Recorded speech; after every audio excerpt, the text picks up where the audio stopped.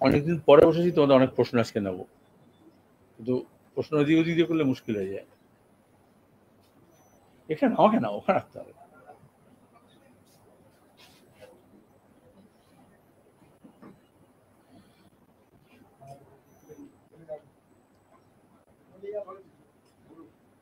আজ বেশ কিছুদিন পরে তোমাদের সঙ্গে মুখোমুখি হচ্ছি। আগামীকাল ঈদুল জোহা, কুরবানি, ত্যাগের উৎসব। আর এই সময় হজ যাত্রীরা যান হজ করতে মক্কায়। আমরা যেমন সব উৎসবের প্রাক্কালে এটা বলতে হয়, দুর্ভাগ্যজনক, আনন্দ হবে, উৎসব হবে, সম্প্রীতি হবে, প্রতিবেশী, আত্মীয় স্বজন, জ্ঞাতি, তার সঙ্গে দাঁড়িয়ে যারা পরিচিত বন্ধু বান্ধব, তাদের নিয়ে লোকে আনন্দ করে। কিন্তু আমাদের আজকে দেশের অবস্থা এবং রাজ্যের অবস্থা যা হয়েছে, সেখানে প্রত্যেকটি উৎসবকে ঘিরে কিছু প্রদর্শন, কিছু উন্মাদনা, কিছু কটাক্ষ, কিছু প্রতিযোগিতা, এবং তারপরে দাঁড়িয়ে কোনো গুজব, কোনো হুজুগ, সে নিয়ে একটা দাঙ্গা হাঙ্গামা পরিস্থিতি তৈরি হয়। আর যেহেতু পশু কুরবানি হয়, সেজন্য একদিকে যেমন যারা এই উৎসব পালন করবেন সেই মুসলমান সম্প্রদায়ের মানুষজনকে নিজেদের আবেগকে, নিজেদের উৎসবকে, নিজেদের যা যা কিছু পালন করেন সেটা খুব বেশি প্রদর্শনমূলক যাতে না হয়, বেশি এক্সিবিশন যাতে না হয়, অন্যদেরও যে সংবেদনশীলতা আছে সেটাকে মাথায় রাখতে হয়, এবং শান্তির মধ্যে, শান্তিতে, সম্প্রীতিতে, সিভিল সোসাইটিতে যেভাবে হয়, নিয়ম কানুন মাথায় রেখেই ধর্মীয় যে সমস্ত নির্দেশ আছে তা পালন করবেন। সেটা প্রতিপালন করতে গিয়ে যাতে কোনো দৃষ্টিকটু না হয়, কোনো সুযোগ না থাকে কোনো মিসক্রিয়েন্টসের। কারণ কদিন আগে আমরা দেখেছি মাটিগাড়ায়, এই রাজ্যে আগে ভাবা যেত না, যেটা উত্তর হরিয়ানায় হয়েছিল, যেটা উত্তরপ্রদেশে হদ্দম হয়ে থাকে, সন্দেহ করে মাংস আছে, কিসের মাংস, এই নিয়ে মাংস ব্যবসায়ী যে নিয়মিত যায় নকশালবাড়ি থেকে মাটিগাড়া রুটে সরবরাহ করে মাংস, তারপরে আক্রমণ করা তাদের উপরে, এবং সেই নিয়ে একটা সাম্প্রদায়িক উত্তেজনা, এবং তারপরে বিশ্ব হিন্দু পরিষদ নেমে, বজরং দল নেমে যা করে, একটা ভাগাভাগি রাজনীতি। যদিও আমাদের রাজ্যে কোনো ধরনের মাংসে নিষিদ্ধ নয়, যা কিছু বন্যপ্রাণী সংরক্ষণের জন্য যে আইন আছে সেটাকে মাথায় রেখে বাকি যা কিছু আইনত আছে সেটা নিয়ে লোকে নিজের মতো করে, নিজের পছন্দ মতো ভক্ষণ করে, ব্যবসা করে। কিন্তু এই যে মরাল পুলিশ, তারা বিশেষত গো রক্ষার নাম করে যে শক্তি গোটা দেশে তাণ্ডব করছে, আমাদের রাজ্যে তৃণমূলের সরকারের আমলেও তাদের শক্তি কতটা বেড়েছে, পেশি রাজপালন কতটা বেড়েছে, সেটা এই মাটিগাড়ার ঘটনায় দেখা গিয়েছে। এবং তারপরে একটা হাঙ্গামা, হুজ্জুতি, নানান রকমের গন্ডগোল পাকানোর চেষ্টা হয়েছে। সেই জন্য আরো বেশি ঘর পোড়া গরু সিঁদুরে মেঘ দেখলে ডরায়। আগামীকাল ঈদুল জোহা, কুরবানি যখন পালন হবে, তখন দাঁড়িয়ে এই ধরনের কোনো শক্তি যাতে আমাদের রাজ্যের মধ্যে শান্তি বিঘ্নিত না করে এবং সম্প্রীতির যে পরিবেশ তাকে নষ্ট যদি না করতে পারে, তার জন্য আমাদের সবাইকে সজাগ এবং সতর্ক থাকতে হবে। আমাদের পার্টির কর্মী সমর্থক দলদের কাছে আবেদন থাকবে, তারা আর একটু বাড়তি উদ্যোগ নিয়ে সতর্ক থাকবেন বৃহত্তর মিশ্র এলাকাগুলোতে, যাতে কোনো রকমেরই এই উৎসবেরও আড়ম্বরও এবং প্রদর্শনে যাতে স্পিল ওভার না করে, এবং অন্যদিকে যারা এজেন্ট প্রভোকেটর, তারা যেভাবে এগুলোকে করে মাংস রক্ত এইসব নিয়ে রক্তারক্তি কাণ্ড ঘটায়, সেটাতে না ঘটাতে পারে তার জন্য সজাগ এবং সতর্ক থাকবে। দ্বিতীয়ত হচ্ছে আগামী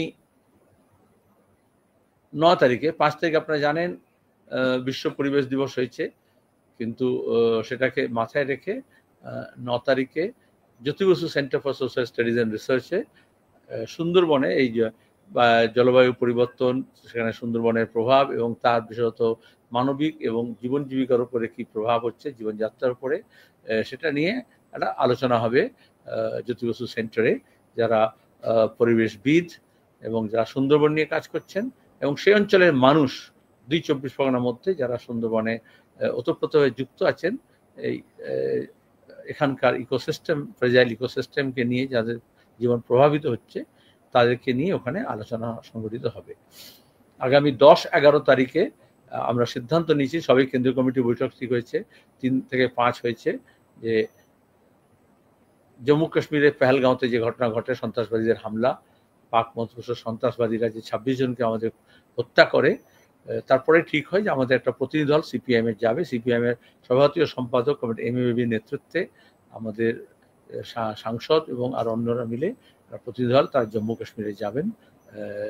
সেখানকার মানুষের সঙ্গে কথাবার্তা বলবেন, যারা প্রতিবাদে নেমেছেন স্পন্টেনিয়াসলি সেখানে এই প্রথম সন্ত্রাসবাদী হামলার বিরুদ্ধে, যারা আফেক্টেড হয়েছেন এবং বিভিন্ন পরিবারগুলোর সঙ্গে ইতিমধ্যেই যারা নিহত হয়েছে তাদের পরিবারগুলোর কাছে আমাদের পার্টি নেতৃবৃন্দ তারা দেখা সাক্ষাৎ করেছেন এবং ওখানে গিয়ে যারা এই সময় সম্প্রীতির বার্তা তুলে ধরেছেন এবং উদ্যোগী হয়ে মানুষের পাশে দাঁড়িয়েছিলেন, সেটাকেও তাদের সঙ্গেও দেখা সাক্ষাৎ হবে। আর ওইখানকার মানুষের উপরে যা প্রভাব পড়েছে সেটাও সচক্ষে তারা কথাবার্তার মধ্যে জানতে পারবেন, দেখবেন। আপনাদের না, আমাকে যাওয়ার কথা বলা হয়েছিল, কিন্তু আমি সবে কলকাতা এলাম আজকে 3 দিনের সেন্ট্রাল গভর্নমেন্ট মিটিংয়ে পরে। আর এই সময় আমাদের রাজ্য জুড়ে নানান কর্মসূচি চলছে, সুতরাং আমাদের সাধারণ সম্পাদক যাবে। আগে জম্মু কাশ্মীরে বরাবর যেতাম, আমি যাচ্ছি না, আমি না বলেছি, অন্যরা যাবেন।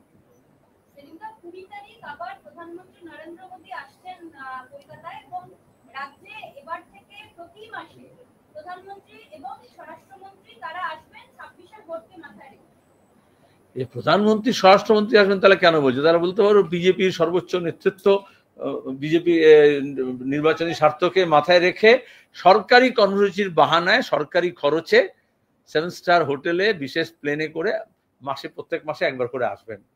আমাদের মুখ্যমন্ত্রী যাবেন। তো জানো, কদিন আগে নীতি আয়োগের বৈঠক ছিল, তখন বললে যে না যাবে না। আমি সেদিন উত্তরে তোমাদের বলেছিলাম যে উনি একান্ত আলোচনায় থাকেন, এমনিতে যান না। যখন আসবেন তখন তো আলোচনা হবে, কিন্তু ওনার তর সইছে না। দিল্লিতে যোগাযোগ করেছেন যাতে একান্ত বৈঠক মুখ্যমন্ত্রীর সঙ্গে প্রধানমন্ত্রী যাতে হয়, তার জন্য তারা যারা মাঝখানে আছে কিছু লোকজন বিজেপি তৃণমূলের মাঝখানে, সরকার শুধু নয় দলের মধ্যেও তারা এখন যোগাযোগ করছে। আর 2 হচ্ছে 26 নির্বাচনের আগে স্বাভাবিকভাবেই সব দলই তাদের প্রস্তুতি নিচ্ছে, কিন্তু এটা বিজেপি রাজ্য নেতৃত্বের কতটা অপদার্থতা যে এখানে কোনো নেতাকে তারা কেউ পছন্দসই মনে করছেন না, একে অপরকে বরদাস্ত করছেন না, একজন আসলে অনেকজন ঘোষা করছেন।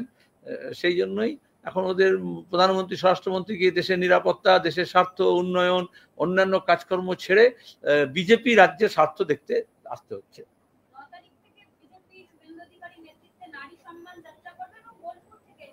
হরিদ্বার থেকে শুরু করা উচিত ছিল।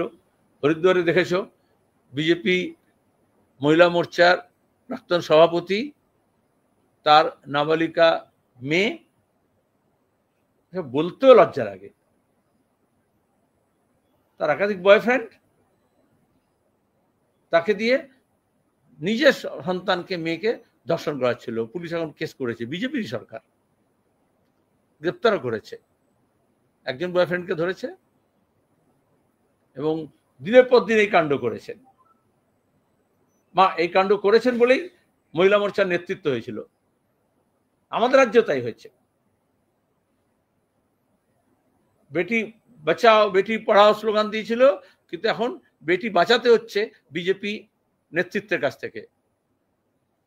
এ রাজ্যে মহিলা পাচার, নারী পাচার বলো, আর গোটা দেশে আমরা দেখলাম এই মহিলা নারী পাচার কাণ্ড এবং তার সঙ্গে দাঁড়িয়ে এই অভব্য অশালীন আচরণ শুধু নয়, নির্যাতন এবং নারী নির্যাতন এবং ন্যাশনাল ক্রাইম রেকর্ড ব্যুরো হিসেব দেখতে পাবেন যে কিভাবে আমাদের দেশে প্রত্যেক মিনিটে, প্রত্যেক ঘন্টায়, প্রতিদিনে বিজেপি সরকার আসার পর থেকে গোটা দেশ জুড়ে মহিলাদের উপর ধর্ষণ, খুন, নির্যাতন, পণপ্রথার বলি, গার্হস্থ্য নির্যাতন বেড়েছে। আমি গোরক্ষা তো বলি না, আমি গোরক্ষার নামে পশ্চিমবঙ্গে দাঙ্গাঙ্গামা হচ্ছে, মমতার নাকের ডগায়, সেটা বললাম।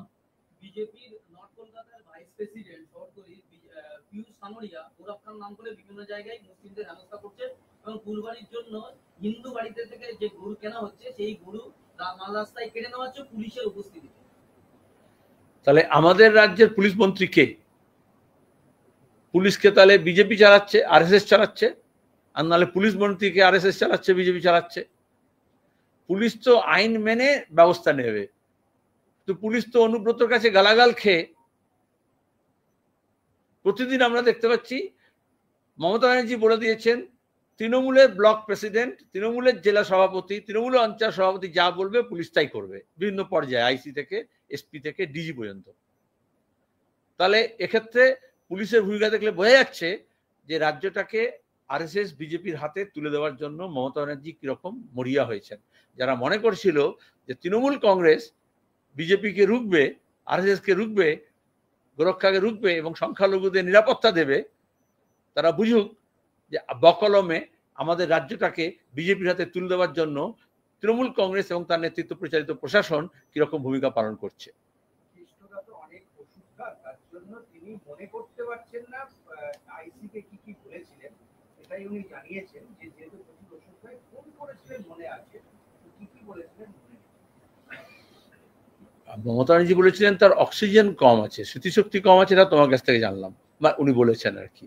কিন্তু পুলিশ যে আইসির, বোলপুর থানার আইসির টেলিফোন হ্যান্ডসেটটাকে বাজেয়াপ্ত করলো, তার মানে একদিকে উনি বলছেন মনে নেই, আর এবার পুলিশের হাতে, মানে বুঝতে পারছো রাজীব কুমার ডিজির হাতে।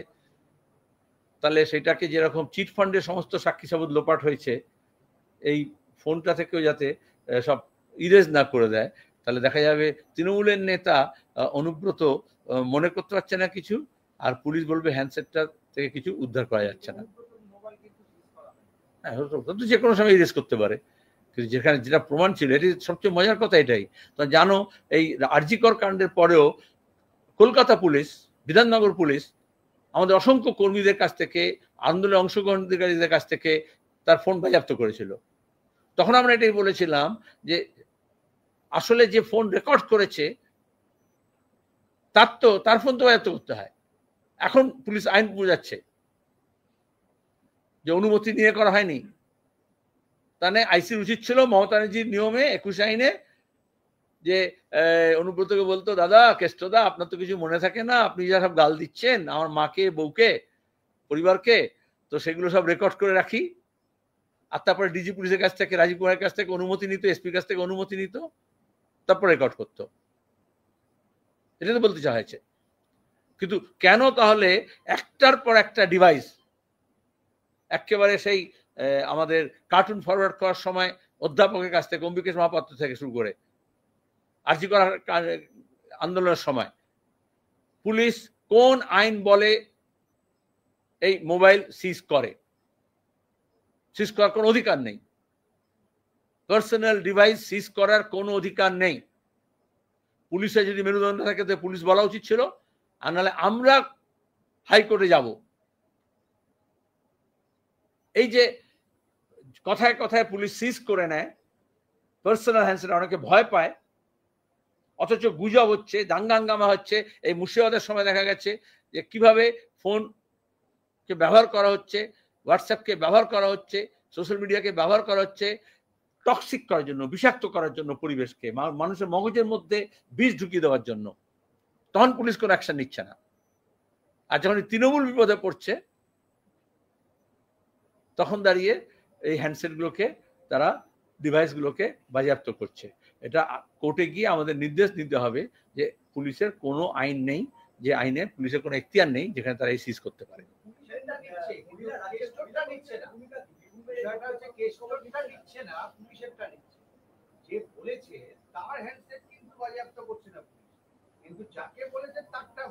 মমতাজি অনুমতি না দিলে পুলিশ কি করে নেবে? ও খাস লোক, তুমি জানো না? অনুব্রত মণ্ডল মমতার খাস লোক। আবার ইদানিং দেখছি বিজেপির নেতারা অনুব্রত হয়ে প্রশংসা করছেন। সুতরাং কেন্দ্র এবং রাজ্য সরকারের উভয়ের খাস লোক হয়, তার যোগ্যতা হয়েছে। কারণ সব বেরিয়েছিল না, গোডাউন থেকে, ওয়্যার হাউস থেকে, কোল্ড স্টোরেজ থেকে নানান রকম সব সম্পত্তি বাজেয়াপ্ত হয়েছিল। তারপর তো আমরা দেখলাম সিবিআই কি করলো তদন্তের নামে।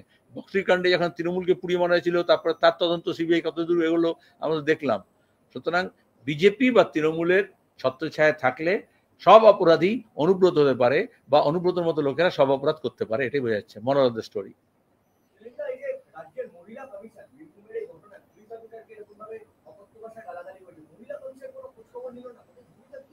ওখানে কোনো কমিশন পাবে না বলে? তৃণমূল সরকার সে যাই বডি তৈরি করুক, এগুলো সব কোয়াসি জুডিশিয়াল বডি, কিন্তু সংখ্যালঘু commission, OBC commission, SC ST commission, women commission, রাজ্যের হোক বা কেন্দ্রের হোক, তারা সব দলদাসে ভর্তি। এবং যখন দলের নির্দেশ হয় তখন এদিক থেকে ওদিকে ছোড়াছুড়ি করে। তারপর কি করে? তারপর কোথায়? সন্দেশখালির পরে তো কত কি শুনেছিলাম আমরা। তারপর কি হলো আলটিমেটলি? কোন কমিশন কি করেছে, কি তার ভূমিকা? এগুলো শাসক দল নিজের কিছু লোকজনকে দলবদল করানোর জন্য বা কিছু পার্কস অ্যান্ড প্রিভিলেজ দেওয়ার জন্য ব্যবস্থা করা হয়। আদতে যখন মহিলা নির্যাতন হয় তখন মহিলা কমিশনকে খুঁজে পাওয়া যায় না।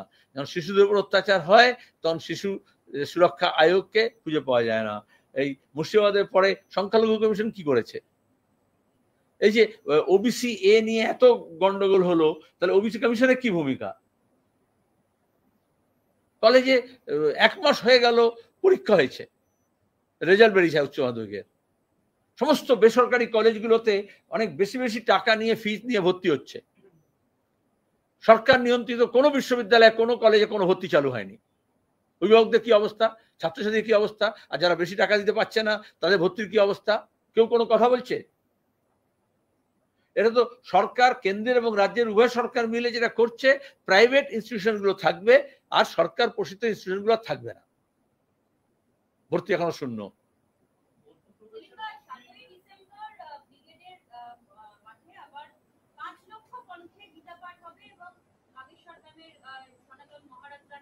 ছ মাস থেকে প্রচার শুরু করে দিয়েছো, বললাম 6 মাস থেকে বললাম। আমি যেটা বলেছি বলে দিয়েছি, আমি জানি তো, তোমাকেও জানি, টেলিভিশন প্রচার মাধ্যমকেও জানি। এই যে যুদ্ধকালীন পরিস্থিতিতে কি অবস্থা, একই রকম প্রচার সংগঠিত হচ্ছিল সেগুলো দেখেছি, সেজন্যই বললাম।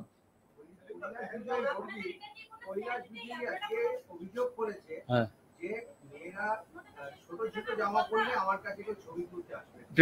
কথা শোনা যাচ্ছে না, প্রশ্ন বলো আবার। অনেকদিন পরে লোকটাকে আমার নাম শোনা যাচ্ছে। একসময় তোমরা সব হই হই করে তার পেছনে ক্যামেরা নিয়ে ছুটতে না? পশ্চিমবঙ্গে ব্যাপক ঘুরছিল না? একসময় বলেছিল না যে আমার এখানে মিস্ত্রি কাজ করতে এসছে, আমি দেখলাম সে মুড়ি না চিড়ে খাচ্ছে, আমি বুঝলাম ওরা বাংলাদেশি। তাহলে এরা মুসলমান বিদ্বেষী, বাংলা ভাষা বিদ্বেষী, মহিলা বিদ্বেষী, নতুন কথা কি? আরএসএস এর একদম ফুল প্রুফ এজেন্ডা, যেখানে দাঁড়িয়ে মহিলাদের একদিকে পাচার করছে, একদিকে নির্যাতন বাড়াচ্ছে, আর অন্যদিকে হচ্ছে তাদের আচার আচরণ, কথাবার্তা, ব্যবহার, পোশাক, এই নিয়ে তারা প্রশ্ন করবে। এই ধরনের লোকজনের নাম এসব জায়গায়, এই আলিমুদ্দিন স্ট্রিটের মুজফফর আহমদ ভবনে, আব্দুল হালিম সভাকক্ষে এসব লোকের নাম, কুৎসিত লোকেদের নাম উচ্চারিত হয় শুধুমাত্র এই কুৎসিত কথাগুলো বলে বলে। এতদিন ধরে গোরক্ষার নামে বিভিন্ন জায়গায় মানুষ হত্যা দেখেছি বিজেপি শাসিত রাজ্যে, এবং আমরা দেখছি যে আমাদের পশ্চিমবঙ্গে শুভ দত্ত নামে একজন বজরং দলের কর্মী রাজার নিউটনের বিধানসভার হাতিয়ারাতে গোরক্ষার নামে সাম্প্রদায়িক উত্তেজনা সৃষ্টি করে এবং সেখানে এক গরু ব্যবসায়ীকে মারধর করে। সেই নিয়ে জনগণ পুলিশের হাতে তাকে তুলে দেয়, কিন্তু আজকে তাকে আবার পুলিশ ছেড়ে দিয়েছে। আবার বললাম এগুলো তো নবান্নর নির্দেশে হচ্ছে। নাগপুরের সঙ্গে নবান্ন সরাসরি যোগাযোগ হয়েছে। ভাইপো গরু পাচারের কাণ্ড থেকে বাঁচবে, শিক্ষার দুর্নীতি থেকে বাঁচবে, কয়লা পাচার থেকে বাঁচবে, কাকুর গলার স্বর পাওয়ার পরেও তারপরে আর ইডি সিবিআই সব চুপ হয়ে যাবে। আরজিকর কাণ্ডের পরে কলকাতা পুলিশ যে লাইনে কথা বলেছে সিবিআই সেই লাইনে কথা বলবে। তার খেসারত কিছু দিতে হবে যাতে আরএসএস এর এজেন্ডা এ রাজ্যে পুরোপুরি লাগু হয়, তার ব্যবস্থা হচ্ছে। যত তাড়াতাড়ি এটা বোঝা যায়, বুঝবে মানুষ, তত মঙ্গল রাজ্যের।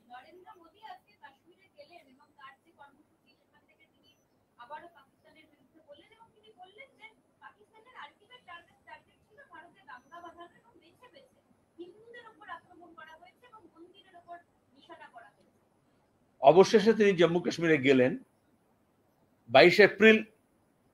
এইখানে এই ঘরে আমরা প্রথমে বলি যে সন্ত্রাসবাদী হামলা হয়েছে জম্মু কাশ্মীরের পহেলগাঁওতে। তারপর তিনি যখন ছুটে এলেন, সৌদি আরবে সফররত ছিলেন, সবাই ভাবলো বোধহয় কাশ্মীরে যাবেন, আক্রান্ত পরিবারগুলোর সঙ্গে দেখা করবেন, আক্রান্ত মানুষের পাশে যাবেন। জম্মু কাশ্মীর পহেলগাঁও আক্রান্ত শুধু হয়নি, গোটা দেশ আক্রান্ত হয়েছে এবং দেশের প্রধানমন্ত্রী তার উপযুক্ত ভূমিকা পালন করবেন। তিনি চলে গেলেন বিহারের নির্বাচনী প্রচারে। এতদিন আজকে গেছেন, তাও আজকে গেছেন যেহেতু রেল প্রকল্প উদ্বোধন করবেন। কিন্তু সেখানে দাঁড়িয়ে পাকিস্তানকে বার্তা দেন আমার কোনো আপত্তি নেই, দেওয়া উচিত। তিনি ওখান থেকে এখন শাহবাজ শরীফ হচ্ছে তোমার গিয়ে নওয়াজ শরীফের ভাই প্রধানমন্ত্রী, যখন তার দাদা ছিল প্রধানমন্ত্রী নওয়াজ শরীফ, তো তিনি ওদিক থেকে আফগানিস্তান ফেরার পথে হঠাৎ আকাশপথে বিরিয়ানি গন্ধ শুনে নিচে নেমে গিয়েছিলেন, অনাহুত হয়ে, রবাহুত হয়ে, বা ঘ্রাণ শক্তি তার এত প্রবল, সেখান থেকে তিনি বিরিয়ানি খেতে নেমে গিয়েছিলেন নিচে। আজকেও কাশ্মীর থেকে চলে যেতে পারতেন, কিন্তু এখন তাকে তো দেখাতে হবে বিশাল একটা 56 ইঞ্চি ছাতিটা এখন হয়ে গেছে, কে বললো যেন 4 ফুট 8 ইঞ্চি, তাই তো? তো আগে ওটা প্রস্থ হতো, এখন দৈর্ঘ্য হয়েছে। সেখানে দাঁড়িয়ে পশ্চিমবঙ্গে উনি এলেন, উত্তরবঙ্গে এলেন, ওই বলে ভোটের প্রচারের জন্য আবার আসবেন বারবার। জম্মু কাশ্মীরে পহেলগাঁও ঘটনার পরে আমাদের এখানে যে সেনা অপারেশন, তাতে প্রথম শহীদ হয় আমাদের এই রাজ্যের নদিয়ার তেহট্টের, মনে আছে আপনাদের? সেটাও মুর্শিদাবাদের প্রেস কনফারেন্স আমি প্রথমটা বলি যে আমাদের রাজ্যের সেনা মারা গেছে, জন্টু আলী শেখ। ওই তো শতরূপ বসে আছে, ওর গিয়েছিল ওইখানে বাড়িতে পরিবারের সঙ্গে দেখা করতে। একবার নাম বললেন তিনি, তোমাদের মনে আছে? আগে সব যারা শহীদ হয়েছিল সেনা পুলওয়ামার সময়, তখন বিজেপি ভোট ছিল, তখন সব ছবি লাগিয়ে মোমবাতি জ্বালিয়ে ধূপকাঠি জ্বালিয়ে করছিল না আবেগ তৈরি করার জন্য। এবার যে সেনা মারা গেল যারা, তাদেরকে আর স্মরণ করছেন? এখন সংখ্যা বলেছেন কতজন মারা গেছে ওদের পাকিস্তানের গোলাগুলিতে? তাহলে ওখানে গিয়ে কি স্মরণ করেছেন? গোটা পৃথিবী উনি ঘুরে বেড়াতেন, আর তোমার সব বিশ্বগুরু লিখতে। আর এখন বিরোধী দলের সব এমপিদেরকে নিয়ে সর্বদলীয় প্রতিনিধি পাঠাতে হলো বিভিন্ন দেশে আমাদের দেশের অবস্থান বোঝানোর জন্য বা বোঝার জন্য। বিরোধীরা তার কাজ করেছে, দেশের কথা, দেশকে প্রতিনিধিত্ব করতে হবে। কিন্তু প্রধানমন্ত্রীর কাজ ছিল, কথা ছিল সর্বদলীয় বৈঠকে থাকেননি দুবারে। তারপরে কাজ ছিল সংসদীয় বিশেষ অধিবেশন ডাকা, যেখানে দাঁড়িয়ে এই দেশের অবস্থাটা সবটা বলা। সংসদীয় গণতন্ত্র, এটা রাষ্ট্রপতি শাসন নয়। কিন্তু তিনি সব বিরোধী দল তার দায়িত্ব পালন করলো, কিন্তু শাসক দলের যে দায়িত্ব ছিল, প্রধানমন্ত্রী যে দায়িত্ব ছিল, সে দায়িত্ব তিনি পালন করলেন না। শেয়ার করতে হয়।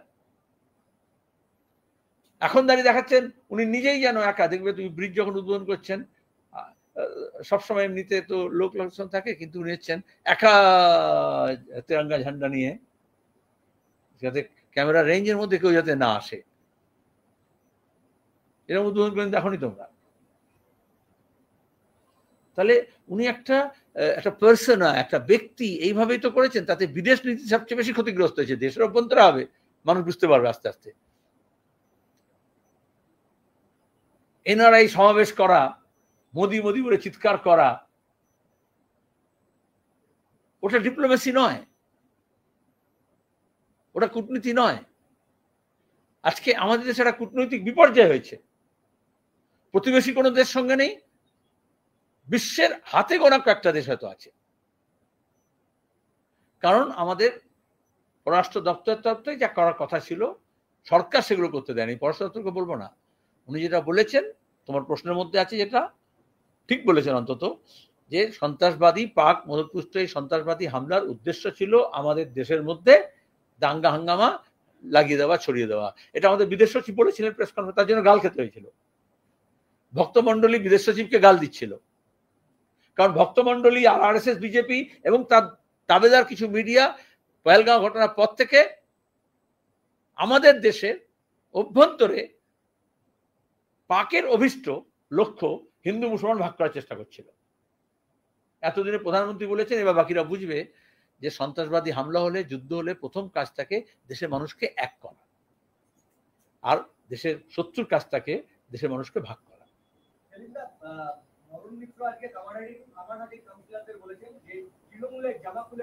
আমি তো দেশের শত্রুর কথা বললাম, তুমি গণশত্রুর কথা কেন বলছো? বলো।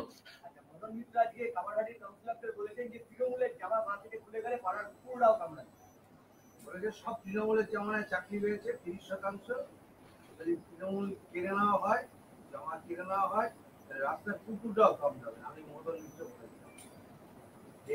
মানে ভালো কথা বলেন, রেগে গেলে বা যে কোনো একটা যারা কিছু ঘটলে, কিছু একটা ঘটে যখন তিনি সত্যি কথাটা বলেন।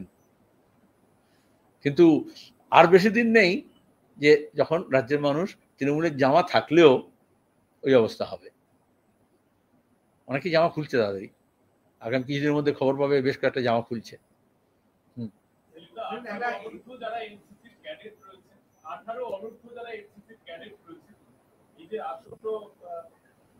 নির্বাচন রয়েছে, উপনির্বাচন, তাদেরকে ভোটের লাইন ঠিক করবার জন্য ব্যবহার করতে হবে, বয়স্কদের দেখভালের জন্য ব্যবহার করতে হবে। কমিশন বলছে যে রাজ্যে নির্বাচনে এত অশান্তি হয় সেই রাজ্যে এনসিসির ক্যাডেটরা তারা এই সমস্ত কিছু নিয়ন্ত্রণ করবে। প্রথমত উপনির্বাচনে কি পুলিশের হাতে অভাব হয়ে গেল? বলা যাচ্ছে সিভিককে ব্যবহার করবে না,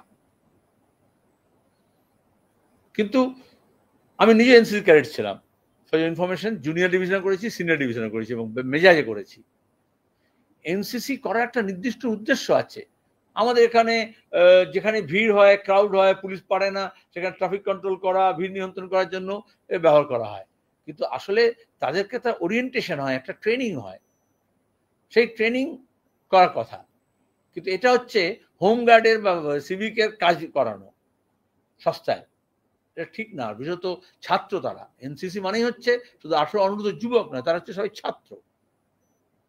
তাহলে আমাদের দেশে শিক্ষকদেরকেই সরকারি কর্মচারী কম আছে বলে এই নানান কাজের ব্যবহার করা হয়। সেন্সাস হবে, তার সার্ভে হবে, সরকারি যত যাবতীয় কাজকর্ম আছে, বিলি বন্দোবস্ত আছে, শিক্ষকদের ব্যবহার করা হয়। এখন ছাত্রদেরও ব্যবহার করা হচ্ছে, শিক্ষাটা লাঠি উঠে যাবে। কোভিড নিয়ে কিন্তু একটা সিরিয়াস অভিযোগ উঠছে। কোভিড নিয়ে একটা অভিযোগ উঠেছে যে কোভিড পোর্টালকে আবার সেই সাপ্রেস করা হচ্ছে, সঠিক তথ্য সামনে আনা হচ্ছে না। মুর্শিদাবাদে একটা জায়গায় টেস্ট হয়েছে, সেখানে দেখা গেছে 10 জনের মধ্যে 9 জন কোভিড পজিটিভ, কিন্তু সেই তথ্যগুলোকে আবার বিকৃত করা হচ্ছে। এই অভিযোগ বিভিন্ন মহল থেকে উঠছে। এটা সামাজিকভাবেও খুব গুরুত্বপূর্ণ। আমাদের দেশে এবং রাজ্যেও আবার নতুন করে একটা আবহাওয়া তৈরি হচ্ছে যেখানে কোভিডের বিপদ বাড়ছে এবং সেটা শনাক্ত করা হচ্ছে অনেক রোগীকে। কিন্তু আমরা গতবারও দেখেছিলাম গোটা দেশে এবং রাজ্য সরকার এবং কেন্দ্র সরকার উভয় মিলে সঠিক তথ্য মানুষের সঙ্গে শেয়ার করেনি। মানুষকে সচেতন করার জন্য প্রথম কাজ হচ্ছে সঠিক তথ্যকে দেওয়া। সেখানে দাঁড়িয়ে সরকার গোপন করেছে। কত মানুষ মৃত হয়েছে এখন সব জানা যাচ্ছে, রাজ্য সরকার কেন্দ্র সরকার কেউ এটা জানায়নি। তাহলে সরকারের উচিত মানুষকে সচেতন করার জন্য প্রচার করা, মানুষকে একটু সজাগ এবং সতর্ক হতে হবে, ভয় পেলে হবে না, কিন্তু সঠিক তথ্য স্বাস্থ্য দপ্তর, রাজ্য সরকার এবং কেন্দ্র সরকারের স্বাস্থ্য দপ্তর যাতে তুলে ধরেন, যাতে মানুষ আরো বেশি, সংখ্যা গোপন করে কি হবে, সংখ্যা বাড়ছে যদি দেখা যায়, যেরকম পার্সেন্টেজ বাড়ছে টেস্টের ক্ষেত্রে যদি দেখা যায় পজিটিভ পার্সেন্টেজ বাড়ছে, তাহলে সেটা তো আরো বেশি অ্যালার্ট করতে কাজে দেবে। বলো এবার।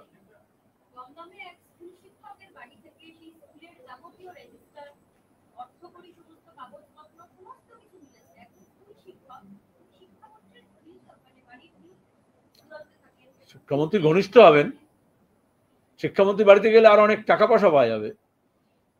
ওখানে অর্থকরী ফাইল পাওয়া গেছে, কিন্তু অর্থশাস্ত্র ওখানে পাওয়া যাবে অর্থশাস্ত্র। তো মনে নেই অনুব্রত মেয়ে শিক্ষিকা ছিল, অ্যাটেন্ডেন্স রেজিস্টার তার বাড়ি যেত, সই করাতে ভুলে গেলে কি হবে, এগুলো মনে রাখতে হবে। তৃণমূল যেমন এটাই হচ্ছে। অভয়ার মা, অভয়া মানে নির্যাতিতার মা, তিনি অভিযোগ করেছেন যে সিবিআই টাকা নিয়ে বিভিন্নভাবে মামলাকে মিসগাইড করার চেষ্টা করছে। তিনি আদালতে একই কথা বলেছেন যে কিছুতেই এই মামলা যাতে নিষ্পত্তি না হয় এবং দোষীরা যাতে শাস্তি না পায়, এই ক্ষেত্রে সিবিআই একটা বড় ভূমিকা পালন করে। উনি ভুক্তভোগী, অসহায়, অনেক জায়গায় ছোটাছুটি করেছেন, এখনো করছেন, আন্দোলন সংগ্রামে অংশগ্রহণ করছেন, বিভিন্ন রাজনীতির মঞ্চেও গিয়েছেন, রাজনৈতিক নেতাদেরও ধরেছেন, চেষ্টা করেছেন কাছে নিজের কথা বলার জন্য, কিন্তু এটা রিয়েলাইজেশন হয়েছে তার। আমরা জানি না, আমরা বারবার বলেছি, মনে আছে যখন এই কাণ্ডের পরে, আরজিকর কাণ্ডের পরে তিনি যখন জিজ্ঞেস করা হয়েছিল যে সিবিআই হচ্ছে, আমরা তখন বলেছিলাম যে রাজ্যের পুলিশ আর কেন্দ্রের পুলিশ, আসলে তো আইপিএস অফিসাররা আছে। যদি এই ব্যুরোক্রেসি, যদি এই পুলিশ, যদি আইএস আইপিএস যদি তারা রাজনৈতিক স্বার্থে নিজেদেরকে ব্যবহার করে বা ব্যবহার হতে দেয়, সে টাকার বিনিময় হোক, ট্রান্সফারের জন্য হোক, ভালো পোস্টিং এর জন্য হোক, যে কোনো কারণ হতে পারে, তাহলে এই যে ব্যাকবোন আছে অ্যাডমিনিস্ট্রেশনের, সেটা নষ্ট হয়ে যায়। পুলিশ অফিসার বোলপুরের কথা বলছিলে তুমি, তো বাজেয়াপ্ত করেছে, তার মানে কি যে criminal justice system, criminal investigation, সেটা আমাদের দেশে চৌপাট করে দেওয়া হয়েছে। এবং ওদের মধ্যে ভালো অফিসার আছেন অনেকে, তাকে ঠিক জায়গায় ঠিক কাজটা দেওয়া হয় না, বরঞ্চ সরিয়ে দেওয়া হয়। তাহলে অনেকে বলছে সিবিআই হচ্ছে একটা নিরপেক্ষ সংস্থা, নিরপেক্ষ নয় তো।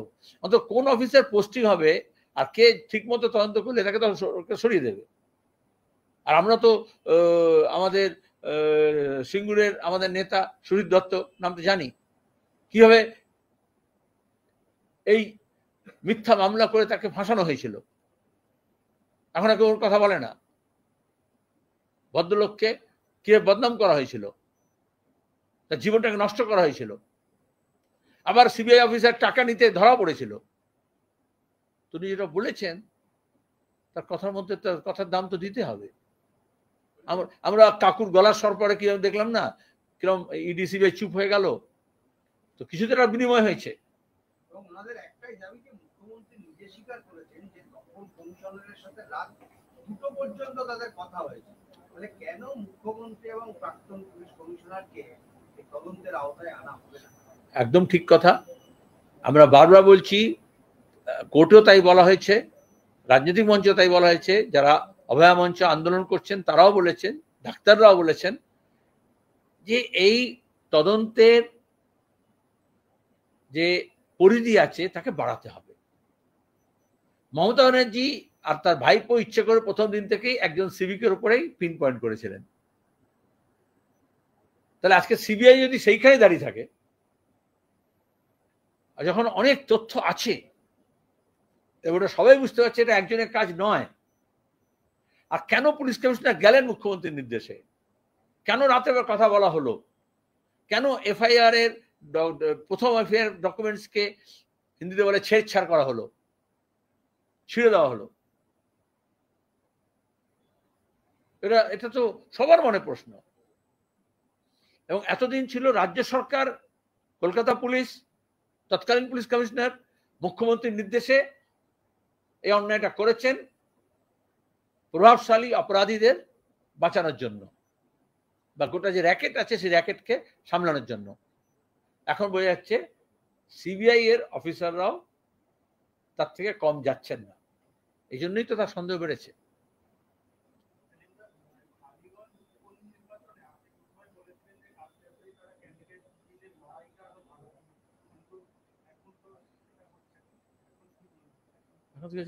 প্রথম যখন ঘোষণা ছিল আমি বলেছিলাম, আমার মনে আছে বর্ধমানে প্রেস জিজ্ঞেস করেছিল, আমি বলেছিলাম কালীগঞ্জে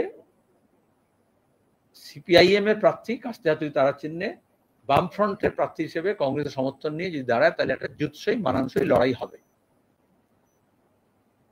স্বাভাবিকভাবে সিপিএম এর রাজ্য সম্পাদক হিসেবে আমার কথা ছিল। তারপরে বলেছিলাম এই জন্য বামফ্রন্টে আলোচনা হবে এবং বামফ্রন্টে আলোচনার পরে কংগ্রেসের সঙ্গেও কথা হবে। বামফ্রন্টের শরিকরা মনে করলেন যে 21 নির্বাচনে যেহেতু সাধারণ নির্বাচনে সমঝোতা হয়েছিল কংগ্রেসের সঙ্গে এবং কংগ্রেস এখনো সেই সমঝোতা টিকিয়ে রাখতে চায়, সুতরাং উপনির্বাচনেও সে মতোই লড়াইটা হোক। তো আমাদের কথার মধ্যে এটাই ছিল, জুৎসই লড়াই হবে কিন্তু বামফ্রন্টে আলোচনা করতে হবে। তাহলে বামফ্রন্টের সিদ্ধান্ত হলো এবং কংগ্রেস বামফ্রন্টের চেয়ারম্যানকে চিঠি লিখে জানালো আমরা লড়তে চাই এবং আপনাদের সমর্থন চাই। বামফ্রন্ট সে সিদ্ধান্ত করেছে। এখনো জুৎসই মানুষের লড়াই হতে পারে, একসঙ্গে লড়াই হবে। এখনো কর্মসূচি ঠিক হয়নি। আজকে কর্মী সভা, গতকাল আমাদের কর্মী সভা হয়েছে, ওখানে কর্মীদের নিয়ে বসা হয়েছে, তারা কাজে নেমেছেন কংগ্রেস প্রার্থীর সমর্থনে। আমাদের রাজ্য সম্পাদক মন্ডলীর সদস্য একজন, আমাদের রাজ্য কমিটির 2-3 সদস্য, তাদেরকে ওখানে দায়িত্ব দেওয়া হয়েছে কালীগঞ্জ উপনির্বাচনে, তারা ওখানে থেকে কাজটা করবে।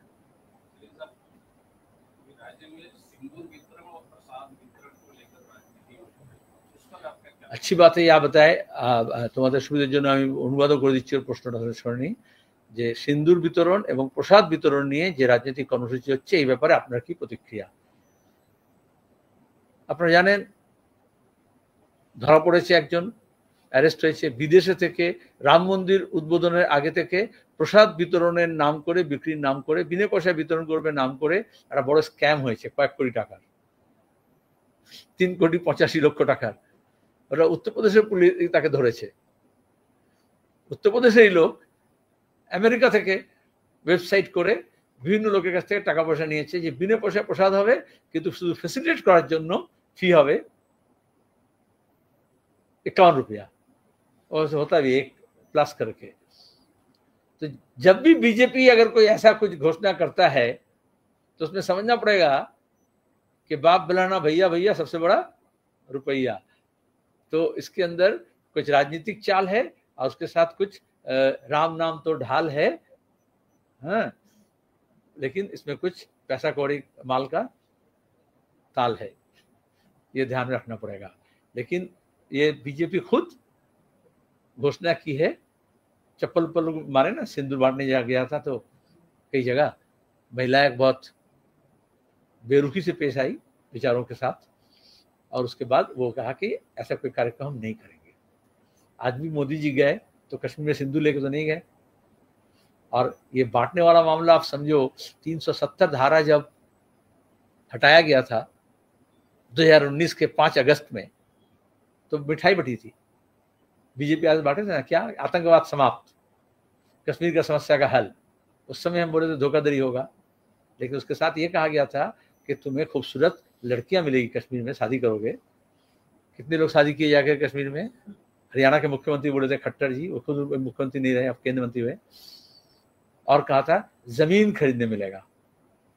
कितने लोग जमीन खरीदे? आप जरा खबर तो लगाओ, मीडिया में जब खबर करते हो तो उसके बाद तो उसका फॉलोअप करना चाहिए कि जम्मू कश्मीर में कितने लोग जमीन खरीद लिए। बल्कि आज पहलगांव के मामले के बाद ये बात साबित हुआ कि कश्मीर का मसला हल नहीं हुआ, आतंकवाद समाप्त नहीं हुआ, बल्कि आतंकी हमले बढ़े हैं। हमारे सुरक्षाकर्मी और हमारे नागरिक की मौतों की संख्या बढ़ी है। तो इसलिए ये नौटंकी बंद करें और देश की हिफाजत करें। देश की हिफाजत के लिए देश की जनता को एक करें और सुरक्षा को, चौकसी को और ज़्यादा बढ़ाएं। चौकीदार फेल कर गया है, लेकिन चौकीदारी ठीक से करना चाहिए। দীঘার পোশাক নিয়েও তো একই রকম অভিযোগ। যখনই হবে, আমি বলি এখন বললে আবার ধর্মটা টেনে নিয়ে আসবে, কিন্তু এখন দেখবে গোটা বিশ্বে এই ধর্ম ব্যবসাটা একটা বড়, মানে রিটার্ন অন ইনভেস্টমেন্ট অনেক বেশি হয়। আমাদের রাজ্যে দেখবে কলকাতা শহরে, এখন বলে নয়, আমি এখন দোষ দেবো কেন, গোয়েঙ্কা বিড়লা সব একটা মন্দির করে না? হ্যাঁ, তো এখন দাঁড়িয়ে মুখ্যমন্ত্রী প্রধানমন্ত্রীও মন্দির করছেন, আর তার সাঙ্গপাঙ্গরা কিছু এই সুযোগে করবে। ইতিমধ্যেই তৃণমূলের সাঙ্গপাঙ্গরা দীঘায় জগন্নাথ মন্দিরে কাকে নিয়োগ করা হবে কাকে নিয়োগ করা হবে না সে নিয়ে মারামারি লেগে গেছে। বল, অনেক অনেক কথা হয়েছে, ধন্যবাদ। Thank you sir.